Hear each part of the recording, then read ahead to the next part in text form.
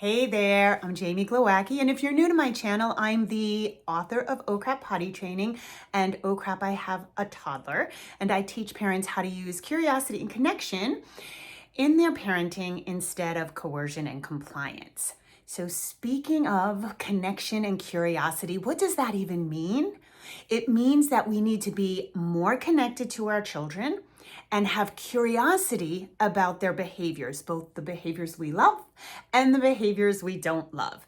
So let's go through this because a lot of parents miss this. They'll come to me for private work and they'll say, my kid is doing my kid.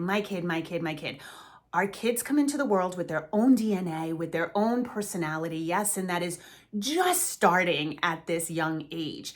But it's almost never just the kid, right? A lot of times it's us and how we're reacting. But the biggest thing to remember is all behavior is communication, all of it. So you know the term acting out, oh, he's just acting out, right?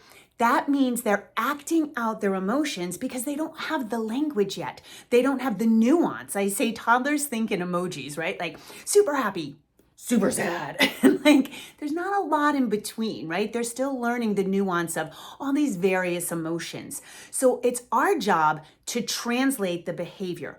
I do not believe that any child comes out of the womb bad.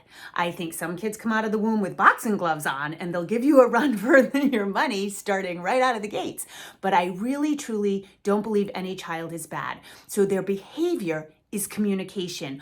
Our job becomes translating that behavior. So let me give you a few broad strokes to illustrate this. For example, a child who is very pushy, constantly like pushing other kids, maybe doesn't know personal space, maybe doesn't understand like squeezing too hard, that child has a sensory need. Now, perhaps that child needs compression if they're a squeezer. Maybe that's what they're looking for is compression from you. So that might be big hugs or rolling them in a blanket. I call that a baby burrito, right? We roll them in a blanket and give them a full body hug. Maybe that child needs bigger play. Our kids today are missing out on big play, and there's actually a new diagnosis called risk deficiency. We're not letting them take big enough risks.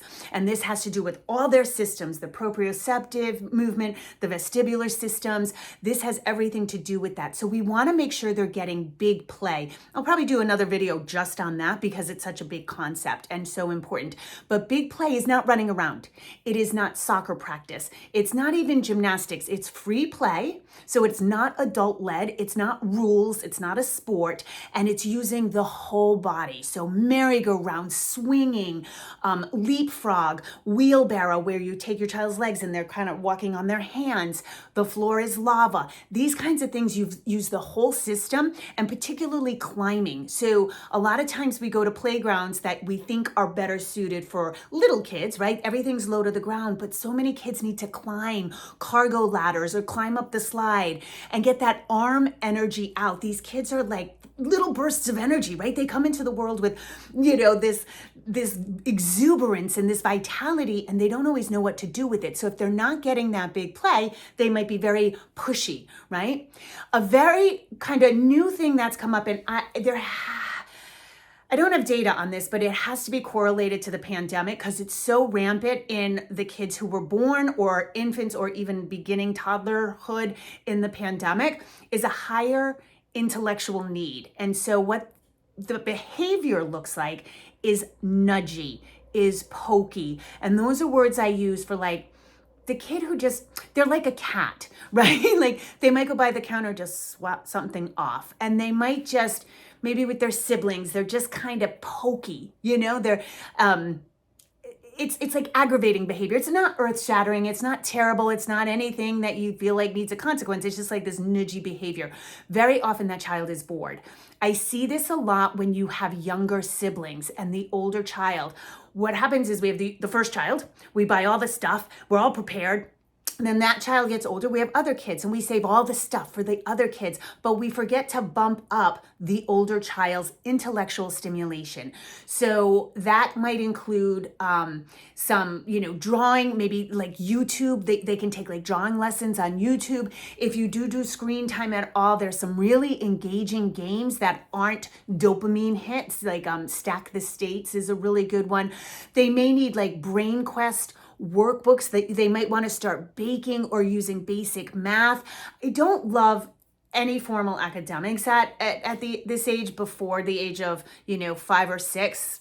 Even then I'm not crazy about it, but maybe your child needs that. Maybe they need a book on jokes or riddles, something to kind of get their mind going. Tinkering, if you can go to a Goodwill or Savers or secondhand store and find old electronics, they just like learning how to take them apart. Some kids love that, but what they're looking for is more intellectual stimulation. Yeah. A kid who is constantly, no, do it myself. They're, you can already tell they're going to be either lawyers or leaders or something, but right now it's like hard to manage that behavior. That child needs more power.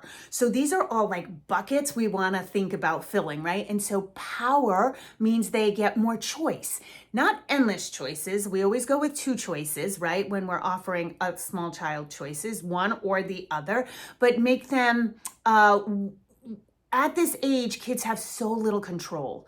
We're managing all of their lives. And so where can you give them control? Is it in some food choices? Is it in clothing choices? Is it, what we're going to do today? Whenever you can, make sure that control bucket.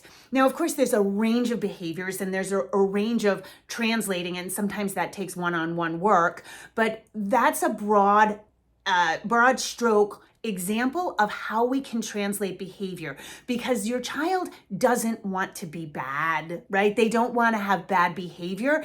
They're trying to articulate something. And again, it's our job to translate it, not just like, no, I don't want you to do that. It's like, what is this? What is this, this need that's under this behavior? And when you can get to that, it's so much easier to get to the root cause.